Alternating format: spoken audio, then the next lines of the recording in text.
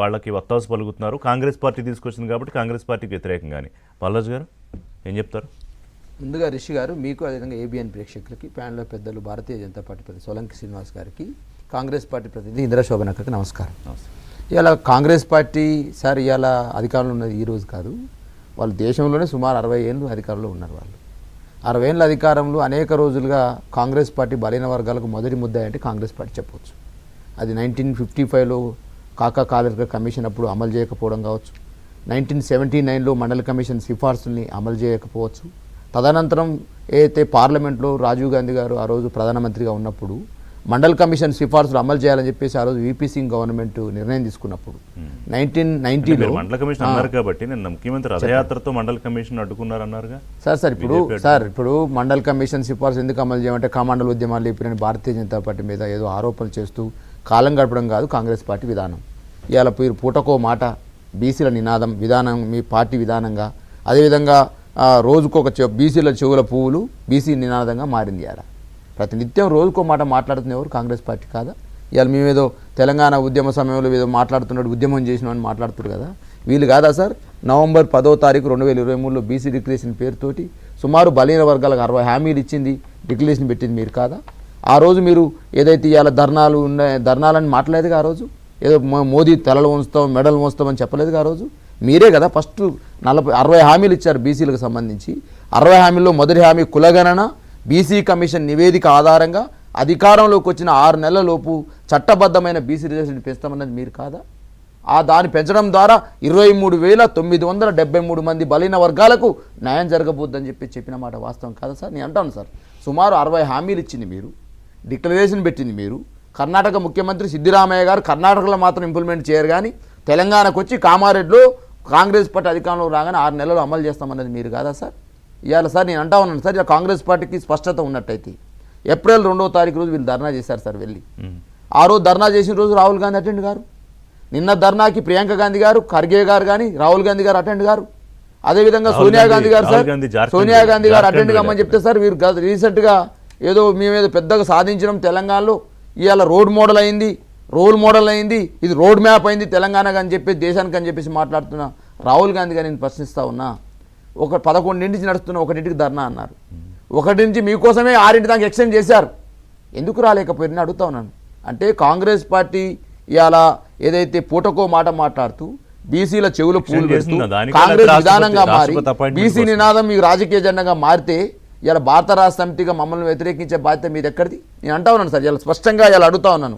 Kamareddy declaration పెట్టింది మీరే, ఒక మాట మాట్లాడతారు, ఇంకో మాట మాట్లాడతారు. కేంద్రం ఖచ్చితంగా మెడలు మోస్తాం, కేంద్ర ప్రభుత్వం మీద కొట్లాడతాం, 9వ షెడ్యూల్లో చేరుస్తామని చెప్పేసి మీరే మాట్లాడతారు. మరోసారి ఏం మాట్లాడతారు? పార్టీ పరంగా 40% రిజర్వేషన్ కల్పిస్తామని మీరే మాట్లాడతారు, రాజ్యాంగబద్ధంగా కల్పించాలని మీరే మాట్లాడతారు. ఇన్ని రకాల మాటలు మాట్లాడాల్సిన అవసరం ఏంది? కమిట్మెంట్ మీదే మీకు అసలు అనుమానం ఎందుకు? కాంగ్రెస్ పార్టీ కమిట్మెంట్ మీదే సార్. ఒకవేళ సార్ నేను ఏమంటాను సార్, కమిట్మెంట్ మీద ఎందుకు అనుమానం ఉందంటే, వీళ్ళు ఒకవేళ చిత్తశుద్ధితో చేయాలనుకుంటే అఖిలపక్షం ఏదైతే అసలు శాసనసభలో బిల్లు పెట్టారు సార్, ఆ బిల్లులు పెట్టినప్పుడు భారతీయ జనతా పార్టీగా బీఆర్ఎస్ పార్టీగా మేము కూడా సపోర్ట్ చేసినాం సార్. సపోర్ట్ చేసిన వీళ్ళు చేయాల్సింది ఏంది? ఒకవేళ వీళ్ళకి చిత్తశుద్ధి ఉంటే అఖిలపక్షం సమావేశం ఏర్పాటు చేయాలి. అయ్యా మేము బీసీ రిజర్వేషన్లు పెడుతున్నాము, మీరు ఆమోదించిన సంతోషం, ఢిల్లీకి పోదాం అనుకుంటే మీరు వస్తారని మమ్మల్ని అడగాలి. ఓకే సార్, అసెంబ్లీలో ఓకే చేసినాం భారత రాష్ట్ర. తదనంతరం వీళ్ళు చేయాల్సింది ఏంది? అఖిలపక్ష నాయకులతో సమావేశం ఏర్పాటు చేయనుండే, అఖిలపక్ష సమావేశం ఏర్పాటు చేసి ప్రధానమంత్రి మోదీ గారికి లేఖ రాయనుండే, మీకు కలుస్తామని చెప్పనుండే, తదనంతరం పార్లమెంట్ ఉభయ సభలో చర్చించాల్సి ఉండే, చర్చించాలంతరం రాష్ట్రపతి దగ్గరికి బిల్లు ఆమోదం పోనుండే. సార్ నేను అడుగుతా ఉన్న కాంగ్రెస్ పార్టీ స్థితిశుద్ధి లేని మీ అంటుంటే మీరు అనుమానిస్తారు కదా. ఇవాళ మీరు ఒకవైపు ఏమో రాష్ట్రపతి బిల్లు పంపుతారు, మరోవైపు ఏమో క్యాబినెట్ పెట్టి ఆర్డినెన్స్ తీసుకొస్తారు. ఒక బిల్లు రాష్ట్రపతి ఉండగా ఒక బిల్లు మరి గవర్నర్ దగ్గర ఎట్లా పంపుతారో నాకు అర్థం కావట్లే. ఇక్కడనే కన్ఫ్యూజన్ ఉంది కదా. అదేవిధంగా ఇంకొకటి, మీరు ఒకవైపు ఏమో ఖచ్చితంగా మేము ఇస్తాం, 6 నెలల్లో అమలు చేస్తామని మీరే అంటారు, మళ్ళీ పోయి ఢిల్లీలో ధర్నా చేస్తారు, మోడీ మెడల్ వస్తామని మాట్లాడతారు. సార్ నేను ఏమంటాడు సార్, ఇక్కడనే కన్ఫ్యూజన్ ఉంది కదా. నేనేమంటా సార్, ఇది రాజ్యాంగబద్ధమని వచ్చేసారు. ఋషి గారు నేను 100% చెప్తున్నా, కాంగ్రెస్ పార్టీ చిత్తశుద్ధి లేదని మీరు ఎట్లా అంటున్నారు కదా. ఇది రాజ్యాంగబద్ధము, ఇది జీవోలు, ఇది రాష్ట్రపతి, ఇది రాజ్యాంగం, ఇది గవర్నర్ ఆర్డినెన్స్, ఇవంతా ఒక భాగం సార్. ఇవాళ మీ చేతిలో ఉన్న అంశాలు కొన్ని ఉన్నాయి సార్. ఏదైతే ఎలక్షన్ సమయంలో మీరు కామారెడ్డిలో డిక్లరేషన్ పెట్టినప్పుడు ప్రతి బడ్జెట్లో బీసీలకు 20,000 కోట్లు కేటాయిస్తామని చెప్పింది సార్. 2 బడ్జెట్లు అయిపోయాయి సార్. మొదటి సార్ నేను అంటున్నా ఋషి గారు నన్ను చెప్పనియాలి, ఎందుకంటే బీసీలకి క్లారిటీ అవసరం. మొదటి బడ్జెట్లో 7,000 పెట్టారు సార్, 13,000 ఎగ్గొట్టారు సార్. రెండవ బడ్జెట్లో 9,000 పెట్టారు సార్, 11,000 ఎగ్గొట్టారు సార్. నేనేమంటారు సార్, అదేవిధంగా మీ చేతిలో ఉన్న అంశాలు ఏంటి సార్? మంత్రివర్గ విస్తరణ సార్, అది ముఖ్యమంత్రి చేసుకోవచ్చు సార్. బలహీన వర్గాలకి 42% రిజర్వేషన్లు ఇవ్వాలనే తపన కాంగ్రెస్ పార్టీకి ఉన్నట్టయితే ఇవాళ 42% రిజర్వేషన్ల ప్రకారం మంత్రులు ఎంత రావాలి సార్? మాకు 15లో కూడా 7 రావాలి సార్. ఎంత ఉన్నారు సార్? 3 ఉన్నారు సార్. అది మీ ఇష్టమే సార్. ఇంకా 3 ఖాళీలు సార్, 3 ఖాళీలు బీసీలకి ఏమని చెప్తున్నాం సార్? ఇంకో ఖాళీలు ఉన్నాయి, అయిపోలేదు సార్. సార్ ఋషి గారు నేను చెప్పనియాలి సార్. ఇవాళ నేను ఏమంటున్నా సార్, ఇవాళ మా వాకర్ శ్రీహరి గారు నిధులు లేని శాఖనిస్తారా నాకు ఆయన మాట్లాడే, మా కొండ సూర్యకక్క దేవాలయ శాఖే వచ్చే, ఇంకో మూడం ప్రభాకర్ బీసీ సంక్షేమం వచ్చే, మాకు రెవెన్యూ ఇవ్వు, మాకు హోంశాఖ ఇవ్వు, మాకు ఆర్థిక శాఖ ఇవ్వు, ఇవి మాత్రం మీ చేతులు ఉన్నాయి, ఎందుకు ఇస్తారు అని అడుగుతా ఉన్నా సార్. ఇంకొకటి సార్, ఎంబీసీ సార్, మీరు బీజేపీని ఎందుకు అడగరు? అడుగుతాం, దాన్ని వాడతాం. బీజేపీ ప్రెసిడెంట్, లేకపోతే బీజేపీ శాసనసభాపక్ష నాయకుడు, బీజేపీ శాసన మండలి నాయకుడు ఎవరు బీసీ కాదు. అందుకనే కదా సార్ మీరు బీజేపీని అడగరు. అందుకనే కదా సార్ అక్కడ మంత్రులు ఇచ్చినా కూడా మళ్ళీ నాకు ఆ శాఖ ఇవ్వలేదు, ఈ శాఖ ఇవ్వలేదు అంటే సార్. నేను అన్నది కదా సార్, వాకటి శ్రీహరి గారు స్పష్టంగా పొన్నం ప్రభాకర్ గారు బీసీ సంక్షేమ శాఖ మంది ముందులా కరీంనగర్లో మాట్లాడిన మాట నేను చెప్తాను సార్. మేము మాట్లాడింది కదా సార్. లేదు సార్, ఎంబీసీలకు మంత్రిత్వ శాఖ ఏర్పాటు చేస్తామని వీళ్ళు ఇచ్చారు సార్. ఎందుకు ఏర్పాటు చేస్తలేరు సార్? అన్ని కులాలకు కార్పొరేషన్లు ఏర్పాటు చేస్తామన్నారు సార్. ఇంతవరకు కార్పొరేషన్ చైర్మన్ వేశారా సార్? అంటే కాదు ఈ మొత్తం ఎపిసోడ్ లో పొలిటికల్ కన్క్లూజన్ వద్దాం. ఈ మొత్తం ఎపిసోడ్ లో బీజేపీది ఏ తప్పు లేదు.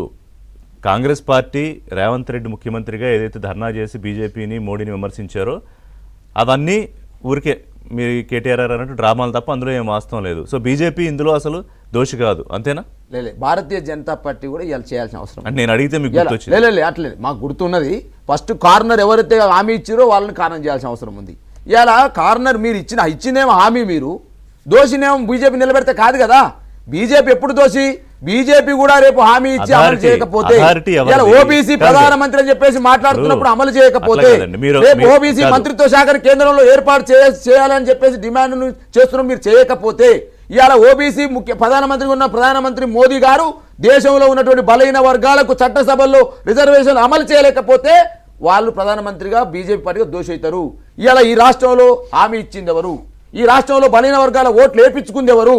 ఈ రాష్ట్రంలో బలహీన వర్గాల కోసం 60 రకాల హామీలు ఇచ్చింది ఎవరు? కాంగ్రెస్ పార్టీ కాదా?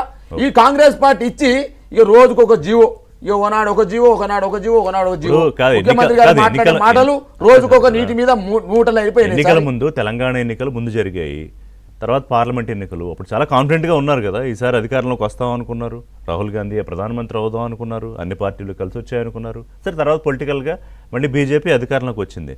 అలానే ప్రయత్నం నుంచి వెనక్కి పోలేదు. కాంగ్రెస్ పార్టీ ముఖ్యమంత్రిగా ఆయన ప్రయత్నం చేశారు. సరే, దానికి నిలబడతారా నిలబడరా, పొలిటికల్గా ఇంకో కారణాలు ఉంటాయా? ఇప్పుడు ఏ రాజకీయ పార్టీ కూడా తన పొలిటికల్ సూసైడల్ డెసిషన్స్ తీసుకోదు. దాన్ని బీజేపీ బీఆర్ఎస్ ఏమి అతీతం కాదు. అయితే ముఖ్యమంత్రి నేను ఒక మాట ఏమన్నారంటే, బహుశా చర్చ దాని తర్వాత చేద్దాం, బ్రేక్ తర్వాత. ఇందిర గారు, ఇప్పుడు అన్ని ప్రయత్నాలు చేసేసాక ఇక మిగిలింది ఏముంది? ఇస్తే జీవో ఇవ్వాలి. జీవో వెళ్తే ఎవరో ఒకళ్ళు దాని మీద వెళ్ళిన కోర్టుకి అది స్టే పడుతుంది. లేదా ఇక ఇప్పుడు వదిలేద్దాం, మీరు ఎవరు సహకరించట్లేదంటే ఆ నిధులు వచ్చే అవకాశం లేదు. బీసీ సబ్లైన్ అన్నారు కేటీఆర్